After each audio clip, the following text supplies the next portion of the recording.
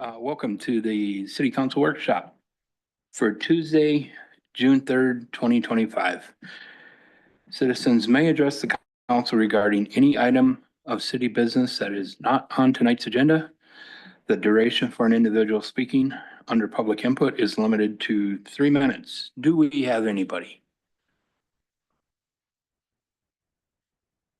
Okay, thank you. Moving on, under general items, executive review. We have 3 resolutions under the fire. We have a resolution of the city council authorizing the mayor to execute an agreement for provision of fire services for the rural fire district number 5. Chief, would you like to comment on these?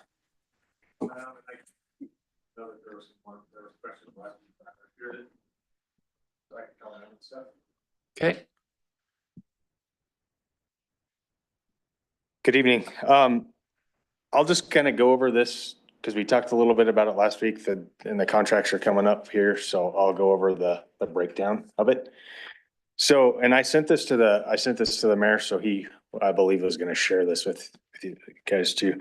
So District 5, in 24, we responded to 6 calls. 25 so far, we responded to 1.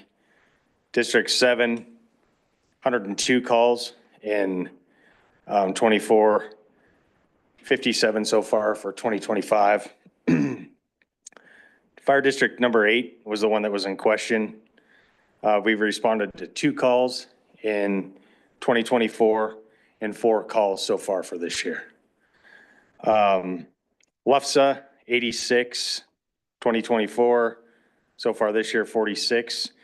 Airport Authority and Yellowstone Boys and Girls Ranch, we've responded to 0 at their facilities. Mutual aid, we've had 45 mutual aid calls in 2024, 13 in 2025. And then CHS is not a contract, it's a mutual aid agreement. So CHS says if you'll agree to come and help us when we need it, we'll give you the 20,000. So I'll go up to, and I'll go down through the numbers.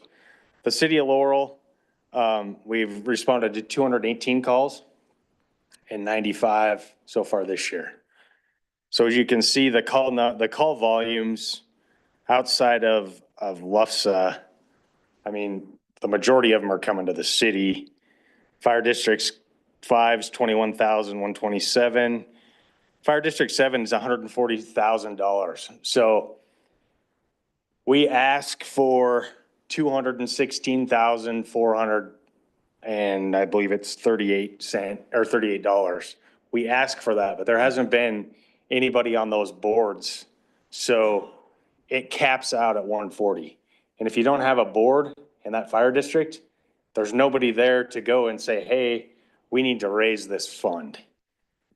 We've worked with people in the community and in those areas. All of our fire district boards are going to be full.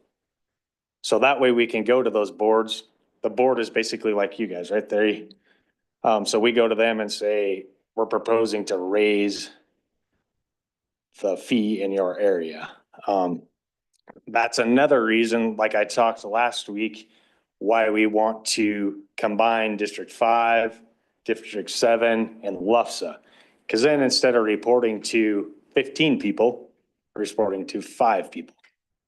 And we'd like to have a meeting with them quarterly or maybe twice a year, whatever they choose. Once we get going with them, like District 7 has never, in the history of me being chief and prior to that, and I think in Brent's 13 years that he was chief, I don't think there may be 1 or 2 guys from time to time that would be on that board, but there was never enough people to have a complete board. So now, like I said, we have all the boards, we have people identified in all of them. They submit their application to the county commissioners. The county commissioners approve them, and then we'll have a board. So next year, so for the 25-26, we went ahead and submitted the 216,438 to District 7, but I doubt the board is going to be complete by the time the districts, cause it's due now, right? So we're real close. We are really close. But for next year, we'll be able to go to that board and say, okay, here's what your rates have not increased for several years. I mean, I don't know the last time, Brittany might know, the last time it was. So, we can go to them and say, this is what you guys have been paying. The area is getting bigger. But hopefully we get them all combined. We get LUFSA 7 and 5 combined, and then we can go to that board and say, okay, this is what we're proposing. But we don't know what it is until we get them combined. So. Thank you. Has the fire department ever discussed getting a set schedule of fees or ways to know, like, every year we're gonna increase by this amount so we keep up with fuel and our damage to our vehicles and those kinds of things? Or do you just kind of look at your numbers from year to year to decide if you think they need an increase? That's what we've been doing this far, because we have our schedule of fees that we use for like our billing. Because we bill in all these areas, we bill if you don't pay to a fire district. So if you get in a vehicle accident out on the interstate, we bill all that. And, I think this year through Pintler this year, we've, approximately recoveries through Pintler billing is $50,000 a year. That's what we've gotten off of billing for, billing like out on the interstate and stuff. We've been able to, because we can just bill, we can bill directly to their insurance, the vehicle insurance. We can't bill for a fire service, but all these people in these districts in the city of Laurel, they pay for a fire service. They don't pay for a rescue service. So if it's anything outside of a fire, and Michelle can correct me if I'm wrong, we can bill for that. Vice President Wilkie? Thank you.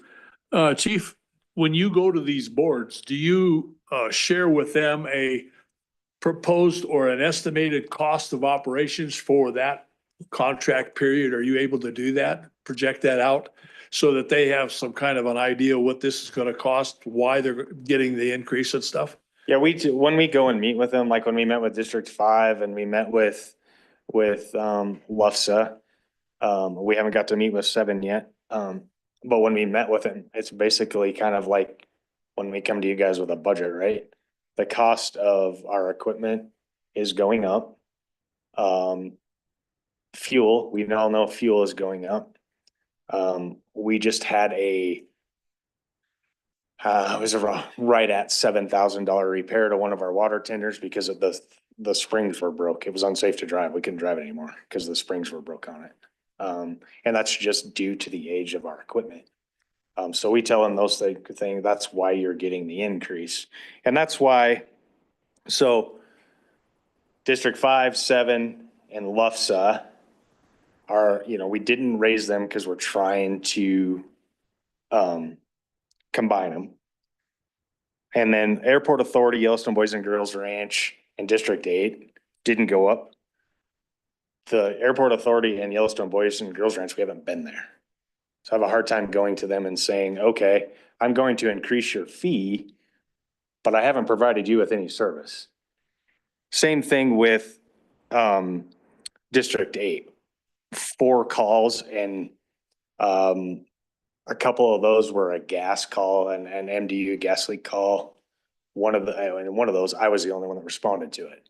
So it's tough to go to those folks and say, I'm going to increase when we didn't have any calls. Now, next year in District 8, for the rest of the remainder of this year, maybe we have 50 calls in District 8. Then we go to them and say, okay, hey, here's your call volume. Now we're up here. We're going to have to increase your rate. So that's the District 8, like we talked, it's the part of Carbon County that's south. So it's not a very big area.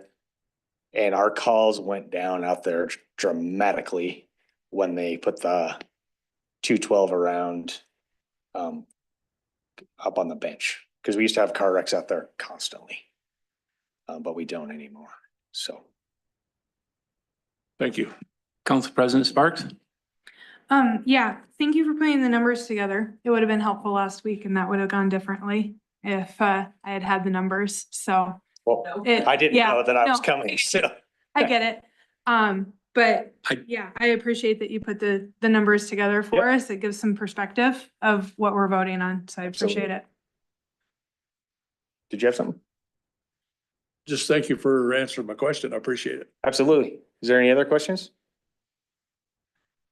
This guy. You got a 1 minute. Okay, Chief, I just wondering, on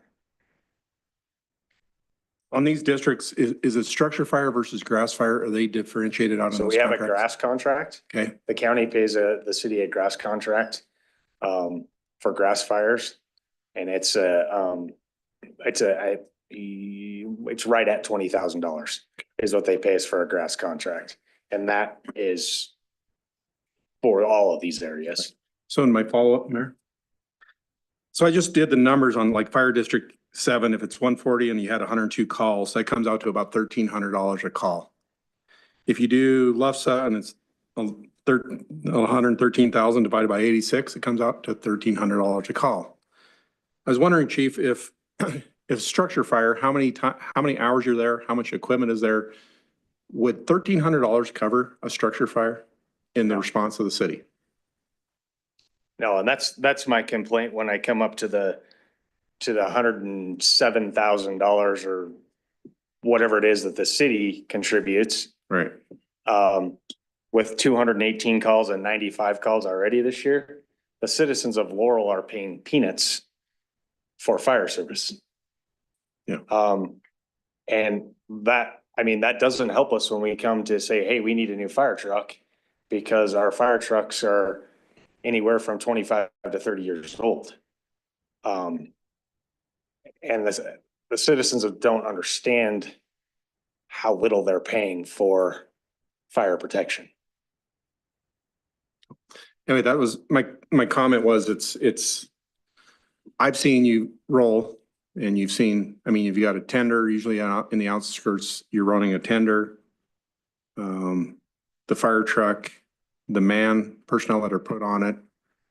And I think if anyone thinks that $1,300 is going to cover your structure fire, it's not going to cover it. So that's probably, I would venture to guess it's between $10,000 and $20,000 just to deal with an 8-hour structure fire. I'd imagine it's about $400 or $500 an hour, I would think, with all the equipment you've rolled. With all the equipment that's out there and the manpower that's out there.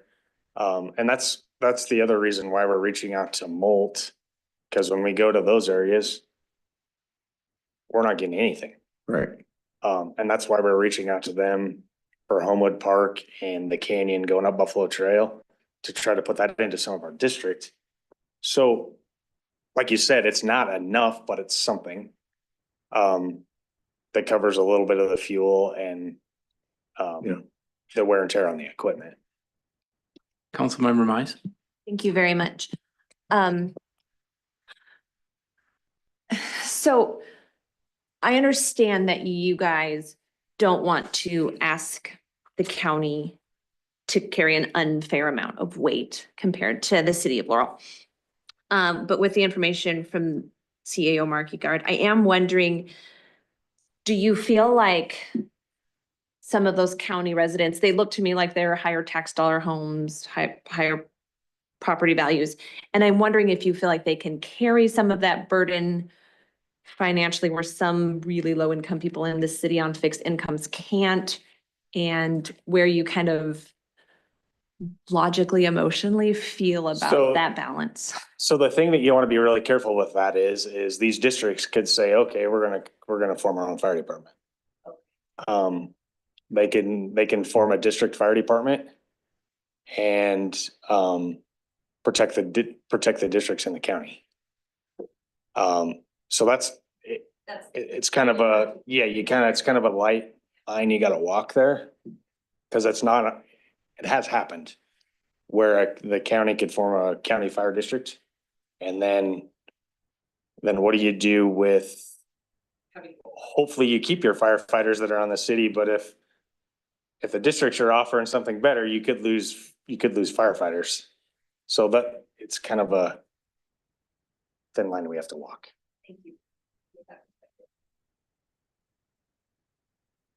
Anybody else?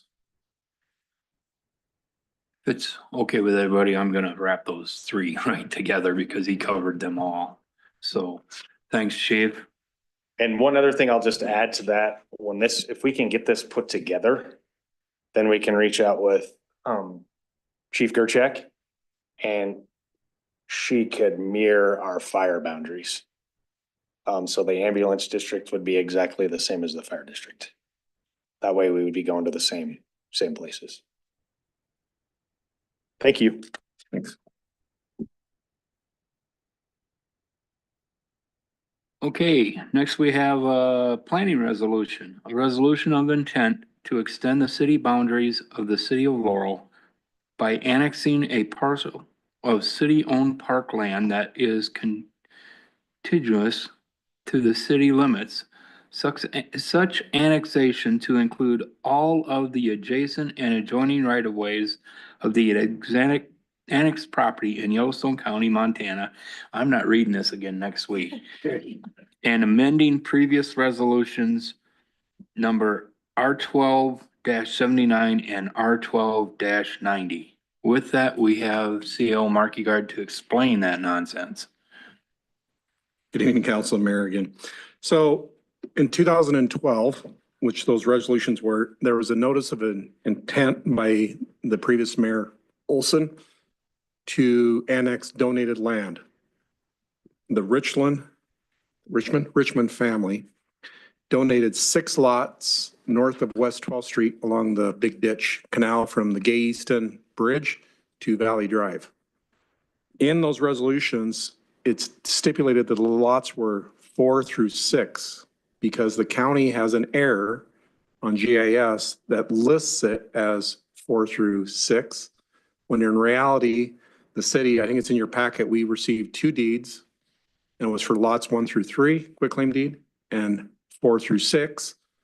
Or somewhere along the line, when the Richmonds gave it to the city of Laurel, Yellowstone County and the Department of Revenue renamed the lots 4 through 6.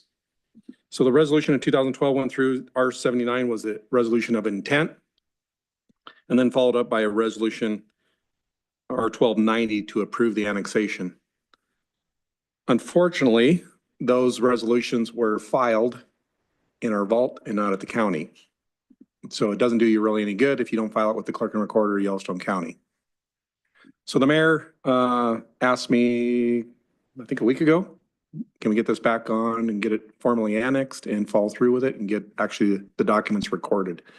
So you've gotten a map. If anybody doesn't know where that is, it's the long green strip north of West 12th Street from Valley Drive to what is the Gay Easton Memorial Bridge that connects Murray Heights to the city of Laurel.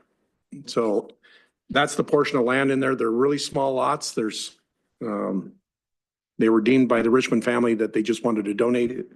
I asked them for the donation when the city was going up there, and as a fireman, we were responding up to a lot of grass fires on that property because it wasn't being mowed, and they lived in Oregon at the time. So they do have, it's Bernhardt, the original family was a Bernhardt, which is around here in Laurel. And this was a Bernhardt daughter that inherited it along with her husband, and the public works director had reached out a long time ago and said, hey, can we mow it because it's a fire hazard? Little kids are up there playing in the ditch and they were started on fire. And I was even when I was on the fire department, we went up there and put it out, and then it's like, why don't we just let it burn? Because then we only had to come once. So we put it out really quick, and then it was like, what did we do? We should have just let it burn, and then it's too late to relight it. So we should have let it burn to the road, but we didn't. We put it out. And so after that, the talk was, we got a hold of the family in Oregon and said, hey, we want to, mow that. Will you give us permission to keep, so that citizens that live near there aren't faced with a fire issue from children playing in the ditch? So the Richmond family donated the land. They wanted to call it Lois and Jake Bernhardt Parkway, essentially a park. And they donated that to the city of Laurel. And like I said, we tried to annex it. The The resolution evidently got filed in the vault, never got recorded to the county. They had the wrong legal description. So with the resolution, our city attorney has brought up, it has the right legal description. We're essentially just formulating the exact same things that the council did in 2012. And we'd ask for your consideration of bringing that into the city of Laurel. And it's a petition by annex by the mayor.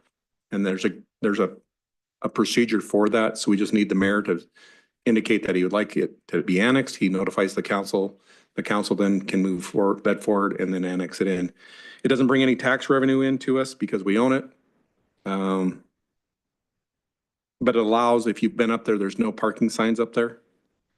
And the Laurel Police Department cannot enforce that. So what came out of it was there's people that pulling up into that parkway because it's not annexed. It's actually the sheriff's office that has to report to that, not the city police department. So the mayor says, hey, how can we bring that in so our own police force can patrol it and deal with the, cars parked in on that on those lots that are called a parkway. So that's the intent. And then what we do from there, if it's we put a water line through there because we owned it when we connected First Avenue over to, I think it's 4th Avenue. We ran a water line in there and you can actually see in that picture, the dirt from the trench from Google Earth where we actually ran a water line in there. And you can't tell now, but in this Google Earth image, you can see it where there is a city water line in there and some fire hydrants. So that and we connected it so that the fire department could come over and get water off of any fire hydrant along West 12th Street and then essentially feed the county, these districts. But we put a bunch of fire hydrants in there so that they can swing into Laurel from the north, grab some fire hydrants and refill their tenders if they need to. So like I said, it's a long time coming. We're just trying to fix the 2012 mistake. Questions? Vice President Wilkie? Thank you. I used to live right across from that a long time ago. So is there an easement there for the mailboxes that are affixed along that avenue? There's essentially, when that subdivision was granted, there's actually a 60-foot public right-of-way. The asphalt's only taken about 23 feet of it, 24 feet of it. So it was only built to the southern half of that right-of-way, east-west. There's actually, on the other side of that asphalt, another 30 foot of public easement before you even hit the lots. So I think you have that in your exhibit too. There's an exhibit of those lots and you'll see that there's actually a 60-foot right of way. It's probably pretty small in your packet, but if you blow it up, you can see that subdivision has the 6 lots and then there's easements there. So essentially there's from those people's yards on the south side out 60 feet is West 12th Street dedicated to the public. That's why we're saying we're going to annex that as well. Okay, follow up. So anything from the curb line to where that property line would be, are you going to mow all of that? And then the mailboxes will not be affected and people could still park in that little strip right there?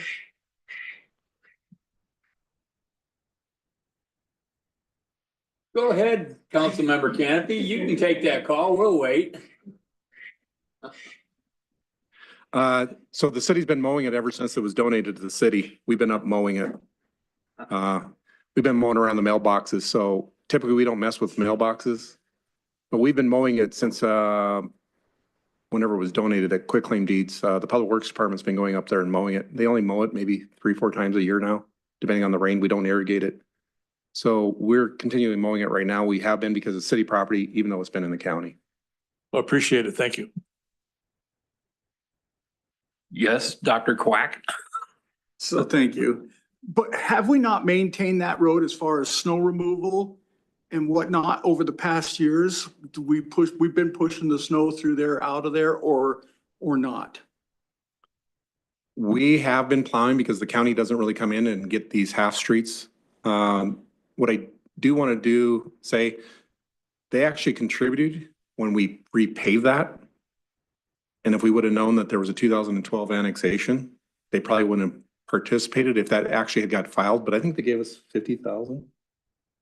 They gave us $50,000 to help pave that when we went and did the water line in there. And so the county actually participated in it. And good thing we didn't have a formal annexation because they wouldn't have they wouldn't have paid us, but yeah, we've been plowing it. We've been dealing with the water puddle. Right. If you don't remember, The floods. 15 years ago, we having a big flood. Kids would go through there and they'd stall out their cars and it was a big puddle. And we went in and put a boulder pit. And we dug a trench next to the road and we put a big boulder pit in and we drained the water away from the asphalt. Technically, the road was in the city limits, portion of it where the water puddle is, because there's some residents right there that are in the city limits. But where we dug and put the boulder pit is technically in the county right away. It's a half street. The county had half, the city had half. Now, when we annex, we're going to take the entire road right away. It's going to be our responsibility from Valley Drive all the way, well, all the way on West 12th, all the way to its end, its terminus at the end of the road to the west of the city. So we'll always be maintaining it. We've always have. Anything else? Council issues? We have, oh, sorry, Councilmember Closey. Mr. Mayor, we have a printout here of an estimated construction on this resolution. On the back page, it has a description of what the work is. Shouldn't it have an address on there as to where this is being done? I mean, if this is approved the way it is, 5 years from now, somebody looked at this, they would say, did Mr. Markegard get this construction done to his house, or did it happen on a city property or what? I mean, Wow. Yeah, it just says the city of Laurel. What's your address over there? 215 215? West First. So it's city of Laurel, 215 West First Street. it says two there, but it doesn't say that's the property. Yeah, we can clarify. It is the property. We're going to bring it up after the Yeah, council well, I was issues. just about to bring Chief Gerchuk in and let her explain. The only reason we put this on is because we need to get it moving. Council members, Mayor, thank you for letting me come and talk tonight. So as you know, with the mill levy, we were able to hire the full-time folks. And in order to have coverage on the schedule 24/7, we have generally 3 people on for that 24-hour shift. We had 2 bedrooms before for 2 people, but a third one we need for that third person. Right now, we have a bed in the kind of crew area is where they're sleeping. It's not really a bedroom. It's not a very good spot for them, but there's a bed there and they're sleeping there. And we've been trying for a bit of time since we found out all of this information to find a good spot for that third sleeping quarter. And it's been a little bit of a rough road getting all those things done. The fire department was gracious enough to give up their storage room, kind of move their stuff into a storage unit right outside the building. And then finding a couple of estimates was a little bit of a task as well. Getting people to come and do something is hard nowadays, I think. So we did get 2 estimates for this, and the cheapest one that we have, I believe, is the ones that are in front of you for making this one room into 2 bedrooms, essentially. We only need 3 right now, but we're really trying to prepare for the future. I mean, we're not going anywhere but busier. And since we're there doing the construction, we felt like it would be best to do that. And then also if we had a volunteer, if it's something busy going on, we could have that volunteer stay in that 4th room as well, if we could move that way. So I guess, is there specific questions that you would have for me regarding the sleeping quarters? We just finally got everything sort of lined up, and we're sorry for this quick push. We did budget for it for this year for $15,000 in the FAP budget. So we were trying to get it done before the end of this year. So again, I apologize for the short notice on it. Councilmember Mize. Thank you. I was gonna ask about the budget, and I believe you say you budgeted 15,000 and this looks like it's 18. Are we, where do we think the 3,000 extra will come from? That's a good question. I think I do have a little bit of extra in my budget. I'm not sure about the FAP budget, to be honest. I would have to talk with Kelly about that since Stan's gone. I'm not sure if Jared's got all of those numbers yet, but I could visit with Kelly and see where we're at on that FAP budget as well. I don't know if Kirk knows. I believe there was some left. Yeah, there's some room. We're getting close to the end of the fiscal year. That's why we're bringing it up. And I told, the chief today that, hey, we've got to go because we are limited to the number of days in this fiscal year and it's in this fiscal budget. So technically, they can't move forward. She wanted to know, can we move forward? I said, you can't move forward until you get council permission. That's next Tuesday. And then we did the number of days, like working days on how to get it done. And she done about 9 days to get it done if the council approves it next week. If we were to wait, till approval on the 24th, they'd actually have the 25th, 26th, 27th business days and then the 30th. So they only have 4 days. So I said, hey, let's get this put together. Let's get it on the agenda tonight.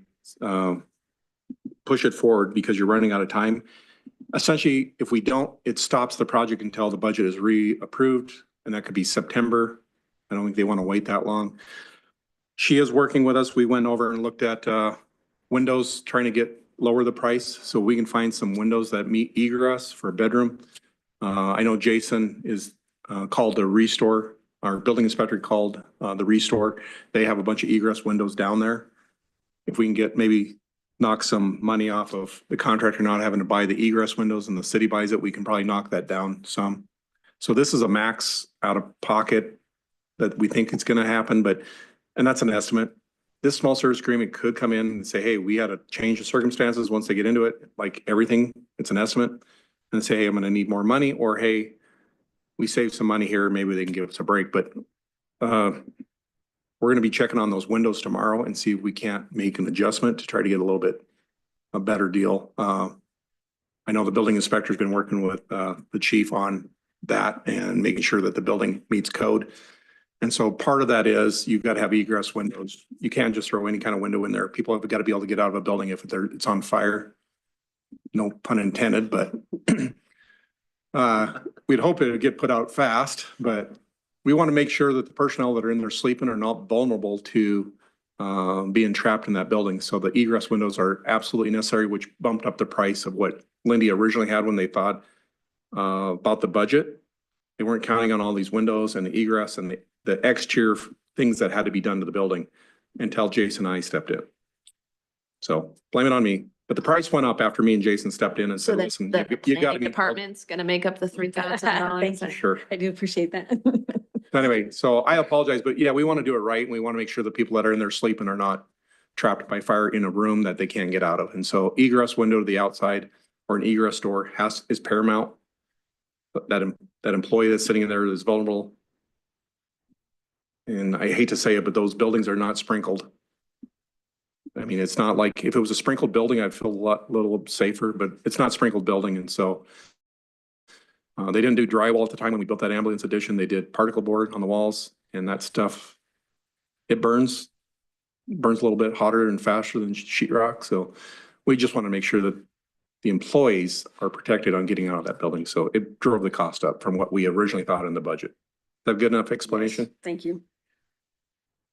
That, and she's got a double door there that they had planned on using, but when Jason and Kurt got involved, the double doors had to be taken out. They had to be framed in, drywalled, and the egress window put in, which went from 15 to added up to the 18. Yeah, we were a little below the budgeted price before all Yeah. that too, so. Yeah, they came in really well until Sorry. building department got involved, so, but code is code. So any other questions? And Councilmember Closey, we will change the address and the description of where the work is gonna be done. So any questions for Chief Gerchak? Thank you for taking time. Thank you And for coming having in. me. So appreciate that.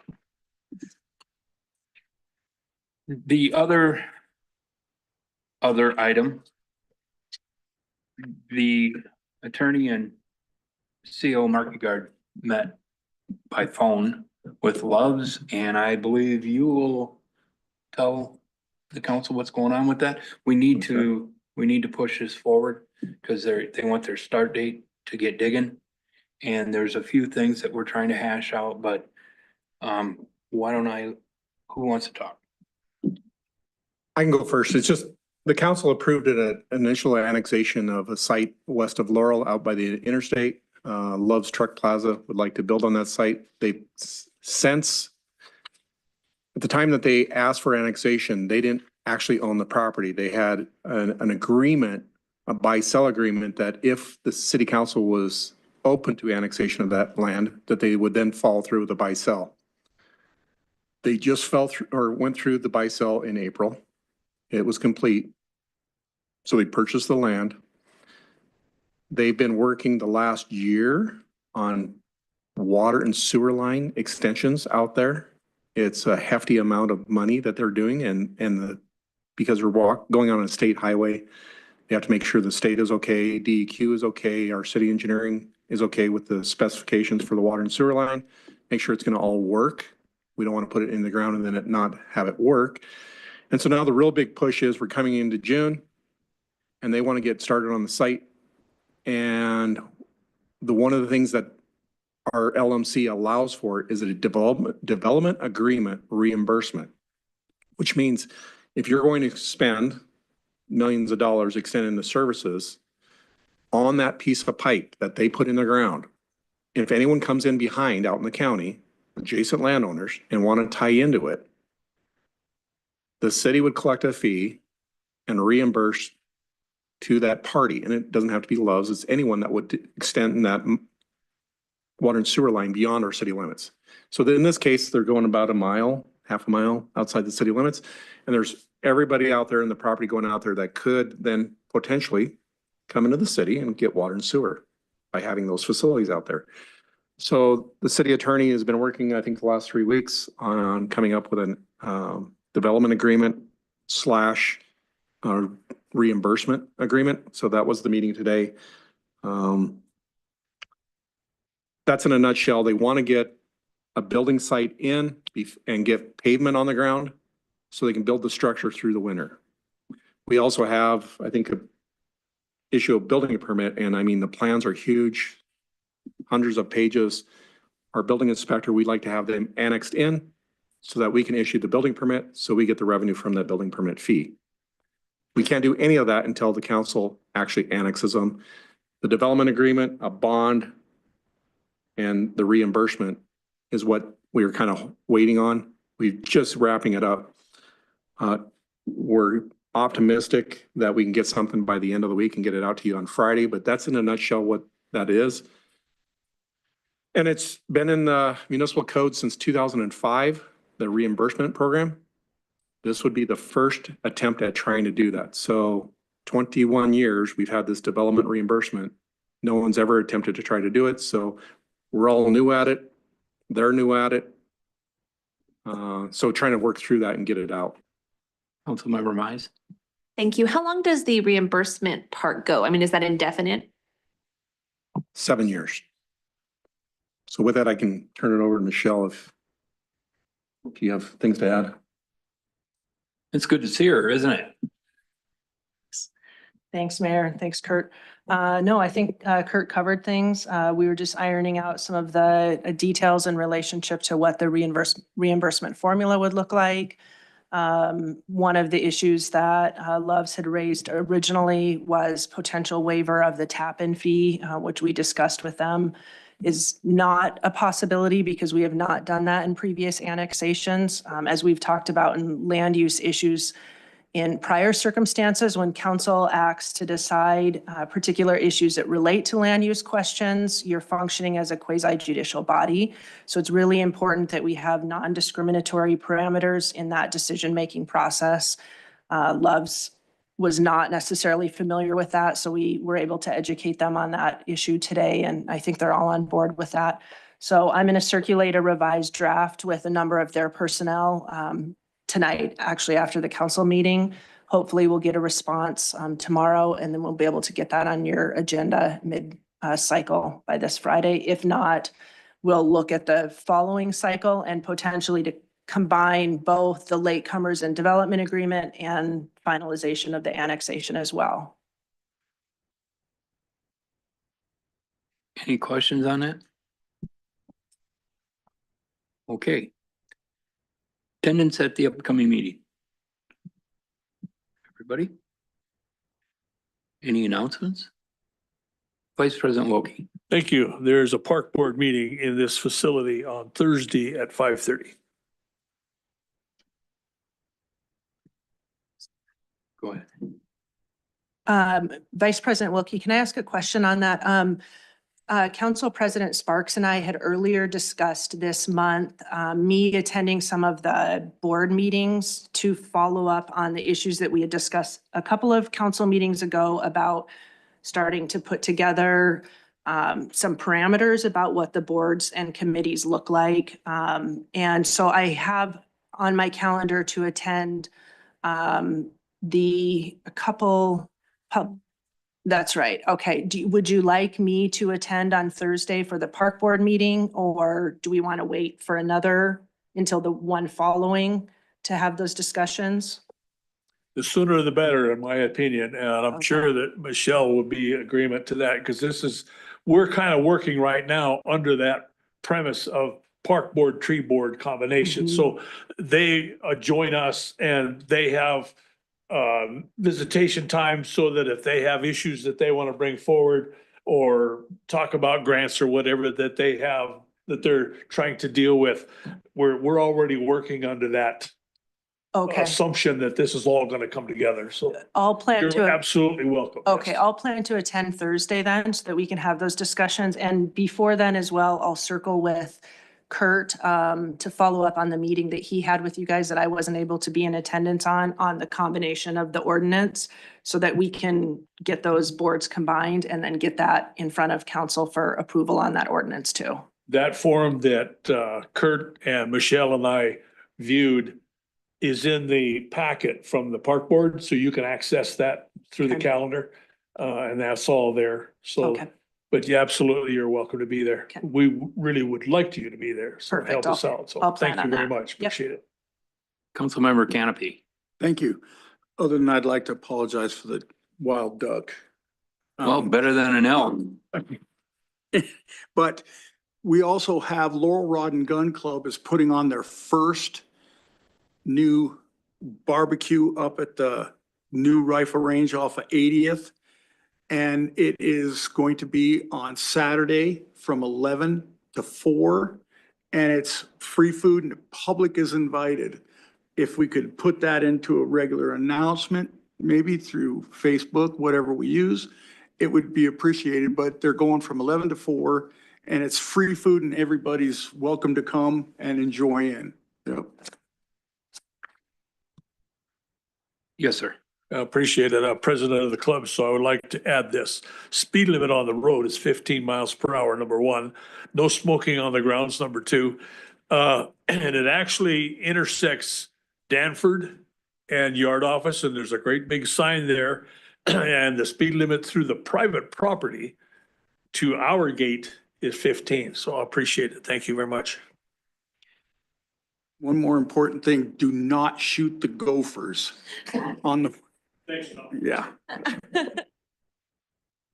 Can you get something written up for Brittany? For Brittany, she can put that on. CO Market Yard has an announcement. So I've been planning to take a trip, probably about 3 months now, 4 months, and trying to go see a niece who had a baby in California. Not that anyone, but if you don't see me around, I'm going to be putting in a vacation request for tomorrow, leaving next Wednesday, coming back. I hate to drive all the way to California. I'm taking my parents on vacation. So haven't been on vacation with them since I was 10. Figured it's about due. And so I'm trying to drive them to go see their great granddaughter. And I'd like to spend a few days in California so they can visit with them before I drive them all the way back across. Unfortunately, their health, they're not candidates for flying, so they don't want to fly. So I volunteered to take them down there. So if you don't see me around, I'll try to be working from home or from the computer if I can. If you need to get a hold of me, the mayor knows, everyone knows how to get a hold of me. I think they still have cell phone coverage there, so. But I'll be down there in the evenings. I'll try to respond to everyone's comments and keep up because missing 2 weeks here is really hard for me to come back and then make that up. So anyway, I'd appreciate your due diligence if allow me some time to spend with my family. So thank you. Vice President Wilkie. Thank you. Have a safe trip. Kurt, that's probably a very, very necessary ride, so be careful, okay? Don't you have, you sent me something about something happening over at Ace Hardware? And the Legion? Thank you, Mr. Mayor. On the 14th, Saturday, the 14th is Flag Day. And last fall, I bought a mailbox from the City of Laurel's auction, and we had it painted and wrapped, and it's going to be dedicated at Ace Hardware as a place for people to bring their used American flags and then go into Ace and buy a replacement for that. So we'll be doing that at 11 o'clock on the 14th. Free hot dogs, right? Pardon me? Free hot dogs? Free hot dogs, yes, sir. Okay. Chief. Mayor and council, I forgot to bring it up when I was up here the first time, but the 14th also is unfortunately the day that we're gonna add 3 names to the Montana State Firefighter Memorial. And I was asked if I could ask you guys to come and serve food again like you have in the past. Unfortunately, that's right around the same time. It's the ceremony's at noon. And so probably 12:30-ish, I would think would be the time for to serve the food, so. I think if you're there, if you want to take part in the ceremony, that starts at noon. And I think we'll have it all set up before, because the firefighters are gonna get here about 8 o'clock on Saturday morning, and we should have everything set up. And Denny Mogan is preparing all the food. He'll bring it, set it up, and basically we'll just need the help with the serving. So. On the 13th, is that? not- So the 13th, so on the 13th, if you want to show your agility and run, there's a 5K. There's a lot of stuff going on there. 5 o'clock is the Hot Pats Dash. That's the little kids. They're going to do a dash. Then at 6 o'clock is the run. 7 o'clock is the fireman hose drag, where we're gonna charge an 1 3/4 hose and 3 firemen on this side and 3 firemen on this side, and we'll see who gets dragged across the pavement. And then after that, there's a band and food trucks and everything, and all that money that's raised will go for the care and maintenance of the memorial. And the thing that they bought this year is so we have a female firefighter, we have a male firefighter, structure firefighters, and what they bought this year is a bronze of a wildland firefighter. It's the only one in the world. There's only been one of them made. So they're trying to raise the $65,000-ish to pay for that bronze wildland firefighter. So this year it's a firefighter from Great Falls Matcham Air Force Base, one of our local DNRC firefighters, and then it was a female pilot that was fighting a wildland fire for the U.S. Forest Service. The gentleman, the DNRC firefighter, actually graduated from Laurel. Thank you. Which side are you on, Assistant Chief Nagel? Are they giving odds against you? Haven't been told yet. Okay, if we have nothing else, thank you all for coming. We are adjourned.